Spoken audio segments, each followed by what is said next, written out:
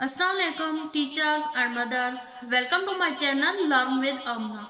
जैसा कि आप जानते हैं कि English alphabet letters according to shapes दो तरह के होते हैं, कैपिटल लेटर्स, स्मॉल लेटर्स।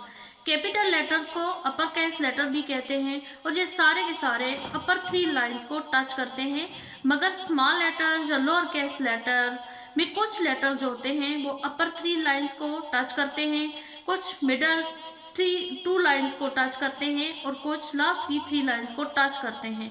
तो बच्चों के लिए ये सब माइंड में रखना थोड़ा मुश्किल होता है।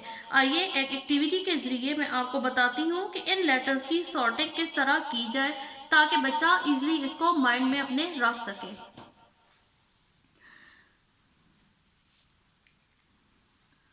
तो फर्स्ट है sky letters, the letters which fit in upper 3 lines or the letters which touch the upper 3 lines, यानी कि वो लेटर्स जो कि ऊपर वाली 3 लाइनों को टच करते हैं उनको स्काई लेटर्स कहते हैं। इसमें आप बच्चे को ये बता सकते हैं कि आसमान ऊपर होता है, इसलिए ये लेटर्स भी ऊपर ही आएंगे, यानी कि ऊपर 3 लाइन्स में आएंगे। अब इसमें जो आते हैं लेटर्स वो टोटल 7 लेटर्स होते हैं। अब इसमें ए जो है वो नहीं आएगा, बी, सी नहीं आएगा, डी, एफ, एच, के, एल और टी, क्योंकि ये 3 लाइंस को टच करते हैं। नेक्स्ट है grass letters, the letters which fit exactly in the 2 middle lines, यानी कि वो लेटर्स जो दरमियान की 2 लाइन्स को टच करते हैं उनको ग्रास लेटर्स कहते हैं। इसमें आता है ए, सी,